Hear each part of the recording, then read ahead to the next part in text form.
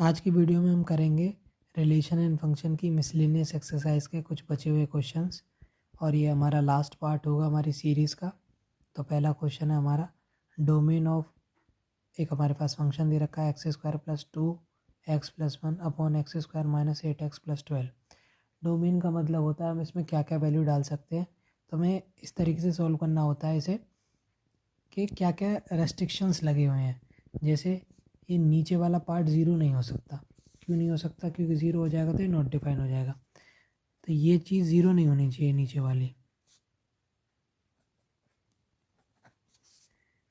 तो इसके फैक्टर कर लेते हैं। तो ये हो जाएगा 6x - 2x + 12 यानी x - 6 और 2x - 6 x - 2 x - 6 ये ज़ीरो के बराबर नहीं होनी चाहिए। यानी x 2 नहीं होना चाहिए और 6 नहीं होना चाहिए। तो इसका डोमेन क्या हो जाएगा? रियल सेट, रियल नंबर का सेट और उसमें 2 और 6 हटा दो। यानी 2 और 6 को एक्सक्लूड करके रियल नंबर का सेट इसका डोमेन हो जाएगा। अब हमारे पास है पाँचवा क्वेश्चन। पाँचवा क्वेश्चन कहता है कि हमें रेंज बतानी है mod x - 1 की, यानी इस चीज़ की वो बतानी है हमें डोमेन। तो डोमेन का क्या मतलब होता है कि इसमें हमें देखना है क्या क्या हम नहीं डाल सकते और क्या क्या वैल्यू ले सकता है, यानी क्या क्या इनपुट ले सकता है। तो आप इसमें x कुछ भी डाल दीजिए, कोई फ़र्क नहीं पड़ता। x कुछ भी डाल दीजिए, ये सबको एक्सेप्ट कर लेगा। तो x belongs to real numbers, यानी रियल नंबर का जो सेट है वो इसका डोमेन हो जाएगा। अब देखते हैं इसकी रेंज। अगर इसकी रेंज की बात करें तो हमारे पास ये फंक्शन है। अगर इसकी रेंज की बात करें तो रेंज कैसे बताई जाएगी? हम जानते हैं mod x जो है सारी पॉजिटिव वैल्यूज़ देता है, ठीक। यानी इसकी जो वैल्यू आएगी निकल के हमेशा कैसा आएगा? पॉजिटिव आएगा, जीरो से बड़ा आएगा, ठीक। इसमें मिनिमम वैल्यू क्या आ सकती है? अगर मैं x = 1 रख दूँ तो ये हो जाएगा 1 - 1 यानी ज़ीरो। अगर मैं x - 1 रख दूँ तो ये हो जाएगा -1 - 1 और ये 2, ठीक। यानी x की मिनिमम वैल्यू ज़ीरो आएगी, यानी इसकी रेंज क्या निकल के आएगी? ज़ीरो और इन्फिनिटी तक जाएगा ये। ज़ीरो इंक्लूड होगा तो इसकी रेंज हो जाएगी ये। अब हम अगला सवाल देखते हैं। अब अगला सवाल है हमारे पास ये दे रखा है फंक्शन, हमें इसकी रेंज बतानी है। तो ये फंक्शन जब होता है ऐसे ऑर्डर्ड पेयर जब होता है तो ये डोमेन का काम करता है और ये जो भाई साहब जो लिखे होते हैं ये रेंज का काम करते हैं। तो x² अपॉन 1 + x² से हमें बताना है इसकी रेंज क्या होगी।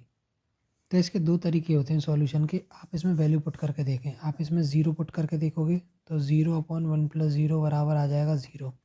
ऐसे f(1) पुट करके देखोगे 1/1 + 1 यानी 1/2। f(2) पुट करके देखोगे तो इसकी वैल्यू आएगी 1/1, ये हो जाएगा 4 और 1/4 यानी 4/5। और ऐसे f(3) पुट करके देखोगे तो वैल्यू आ जाएगी 9 और 1/9 यानी 9/10। आप जैसे जैसे बढ़ते जा रहे हो, जैसे जैसे x की वैल्यू बढ़ती जा रही है, ये भाई साहब छोटे होते जा रहे हैं। ये मतलब यहाँ पर आधा था, यहाँ कितना है? 0.8, मतलब बढ़ता जा रहा है, बढ़ता नहीं, ये बढ़ता जा रहा है। मतलब ऐसे ही अगर आप 4 पर चेक करोगे तो ये हो जाएगा 16, 1 + 16 यानी 16/17। ये हो जाएगा 0 पॉइंट कुछ करके, यानी 0.99 कुछ, 9 के बाद और भी आ जाएगा डेसिमल। यानी ये x की जैसे जैसे वैल्यू बढ़ती जा रही है ये 1 के नज़दीक होता जा रहा है। अब 1 से बड़ा कभी नहीं जाएगा ये। तो इसको आप ऐसे भी देख सकते हो। एक तरीका तो ये पता चला आपको कि मिनिमम वैल्यू इसकी ज़ीरो होगी और मैक्सिमम इसकी वैल्यू 1 हो सकती है, लेकिन 1 कभी नहीं होगा। तो इसकी रेंज होगी ये, ठीक। यही हमें बताना था। एक तरीका तो ये। दूसरा तरीका क्या है कि आप इसको लिख सकते हैं 1 + x² - 1/1 + x²। 1 से 1 कैंसिल हो जाएगा, यही सेम चीज़ है।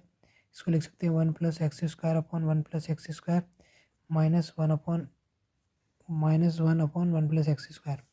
तो ये 1 हो गया, ये -1/x²।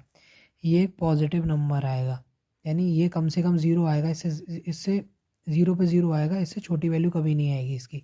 तो ये एक पॉजिटिव नंबर है, पॉजिटिव नंबर में पॉजिटिव नंबर जुड़ेगा तो एक पॉजिटिव नंबर आएगा। अब किसी पॉजिटिव नंबर को 1 को किसी पॉजिटिव नंबर से डिवाइड करोगे तो वो छोटा होता जाएगा, यानी ओवरऑल 1 में से कोई छोटी चीज़ माइनस होगी तो ये वाली हमेशा वैल्यू 1 से छोटी रहेगी, यानी कभी 1 नहीं आएगी, 1 के नज़दीक ज़रूर जा सकती है, कभी भी 1 नहीं आएगी। जैसे जैसे एक्स